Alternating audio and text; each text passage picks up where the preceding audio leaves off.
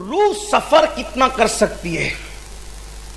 روح سفر کتنا؟ اب چونکہ سن لیا آپ، اس پر تو آ گئے، اتنا تو مان لیا کہ سنتے ہیں، روح سنتی ہے، اللہ والوں کی روحانیت سنتی ہے، وہ روح ہم پکارتے ہیں، روحانی طور پہ مدد کرتے، سن تو لیا بھائی۔ اب یہ جو آپ قبر پہ سلام کرنے جاتے ہو نا، تو روحیں قبر پر رہتی ہے ضروری نہیں ہے، روحوں کے مقام ہوتے ہیں۔ کوئی روح قبر پہ رہتی ہے، کوئی روح عرش پہ رہتی ہے، کوئی روح مکۃ المکرمہ میں رہتی ہے، مراتب کے اعتبار سے روحیں رہتی ہے، میں اس کی تفصیل کبھی پہلے بیان کر چکا ہوں۔ لیکن ہم سلام مالیگاؤں میں کرتے ہیں، اور دادا جی کی روح اگر نیک ہے تو چاہے زمزم پر ہے، حتیم اور کعبے کے درمیان ہے، لیکن وہ وہاں سے سن کے جواب دے رہی ہے، پہچان بھی رہی ہے۔ اب بتاؤ کہ دادا جی کی روح جب سن رہی ہے تو جو غوث الاعظم دستگیر ہے ان کی طاقت کتنی ہوگی سننے کی؟ سن لیا۔ اب سننے کے بعد روحانی طور پہ مدد کرتے ہیں یا مرادیں پوری کرتے ہیں، اس کا ثبوت کہاں ہے؟ حدیث میں۔ تو اب سنیے، حدیث پاک میں آتا ہے، سرکار کی حدیث ہے، یہ جو حدیثیں پڑھ رہا ہوں نا، اس پہ کسی کا اختلاف نہیں ہے۔ سرکار اسلام کی حدیث ہے، جب تم میں کا کوئی سونے سے پہلے وضو کرتا ہے، تم میں کا کوئی سونے سے پہلے وضو کرتا ہے یعنی با وضو سوتا ہے، تو نیند کی حالت میں اس کی روح اس کے جسم سے نکالی جاتی ہے، اور نکالی جانے کے بعد اس کی روح کو عرش کی سیر کرایا جاتا ہے۔ یعنی با وضو سونے والا کہاں جاتا ہے روزانہ؟ آسمانوں پہ، عرش پہ۔ بولو، اگر آپ جسم سے جانا چاہیں، پہلے تو جسم سے جانے کے لیے پہلا ذریعہ کیا ہے؟ پیر ہے۔ بولو، پیر سے دلیا جانے کے لیے کتنا ٹائم لگے گا؟ ناسک اور ممبئی جانے کے لیے کتنا ٹائم لگے گا؟ ہے نا؟ پھر چلے پیر سے، اب یہ ترقی کا دور ہے تو آپ کاروں سے جاتے تو بھی ٹائم لگے گا، لیکن وضو سے سویا، ادھر آنکھ بند ہوئی، پلک کے جھپکتے آپ کی روح کہاں پہنچی؟ آسمانوں سے گزرتے ہوئے عرش پر۔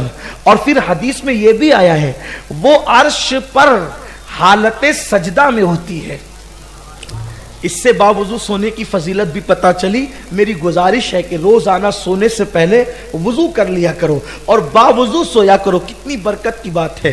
حضرت سرکار غریب نواز فرماتے ہیں، اور سرکار نوری میاں رحمۃ اللہ علیہ نے بھی فرمایا کہ اگر کوئی مسلمان بے وضو سوتا ہے تو اس کی روح جب نکلتی ہے تو فرشتے کہتے ہیں اس کو واپس کرو، یہ وضو سے نہیں ہے، یعنی عرش پر آج اس کی روح نہیں جائے گی کیونکہ وہ بے وضو سویا ہے، یعنی باوضو سونے والا۔ اب یہاں اگر لوگ کہتے ہیں نبی کو معراج روحانی ہوئی، تو میں کہتا ہوں کہ یار یہ کون سی بڑی بات ہو گئی؟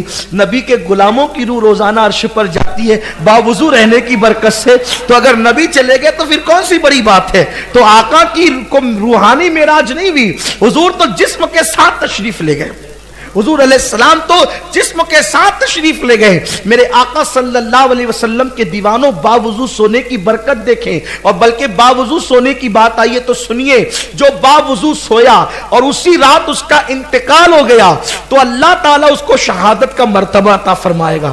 اور پھر ایک اور بڑی بات باوضو سونے کی یہ ہے کہ جو باوضو سوئے گا تو جب تک سوتا رہے گا اس وقت تک کہ وہ فرشتے اس کی نیکیاں مسلسل لکھتے رہیں گے، اس کا ایک ایک لمحہ عبادت میں شمار کیا جائے گا۔ تو جو باوضو سوتا ہے، توجہ فرمائے، باوضو سویا تو اس کی روح آسمانوں کی سیر کرتی ہے، عرش کی سیر کرتی ہے، عرش الہی کے نیچے سجدہ کرتی ہے۔ یہ باوضو سونے والے کی برکت ہے۔ ادھر سویا، روح ادھر پہنچ گئی، اور اس کے بعد جیسے بیوی نے کہا اٹھو اٹھو اٹھو، بچہ گر گیا،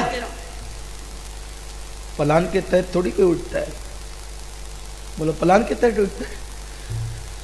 استنجا لگی اٹھ گیا، سر درد ہوا اٹھ گیا، بھوک لگی اٹھ گیا، پیاس لگی اٹھ گیا، کسی نے اٹھا دیا اٹھ گیا۔ بولو سونے اٹھنے میں کتنا ٹائم لگتا ہے؟ کبھی غور کیا؟ ادھر بستر پہ لیٹا آنکھ بند بھی سو گیا۔ سونے اور اٹھنے کا ٹائم بیان نہیں کیا جا سکتا۔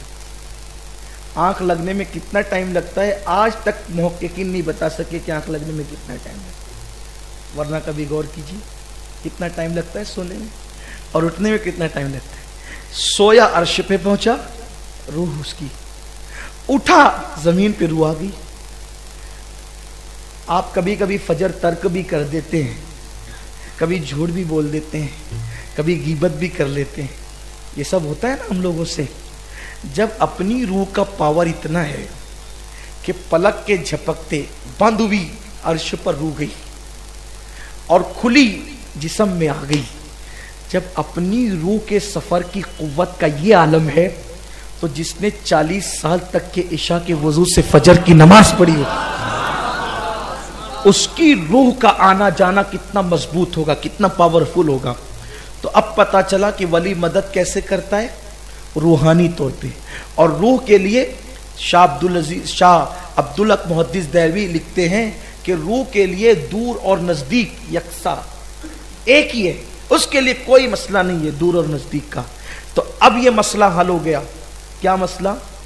کہ جو روحانی طور پہ کہاں آئیں گے، کدھر آئیں گے، کیسے آئیں گے، کیسے جائیں گے، یہ سب آنا جانا تمہارے لیے ہے۔ روح پلک کے جھپکتے، ہم اپنی روح، مومنوں کی روح، الحمدللہ۔ اب جو لوگ کہتے ہیں نہیں میرے سمجھ میں نہیں آتا کہ روح کہاں جاتی، تو پہلے مومن بن۔ کوئی یہ کہے کہ مجھے آم کی لذت سمجھ میں نہیں آتی کہ کیسا ہوتا ہے، وہ پہلے کھا تو صحیح، ہم سے لڑتا کیوں ہے، کھا تبھی تجھے سمجھ میں آئے کہ آم کی لذت کیا ہے۔ تو ایسے مومن بن۔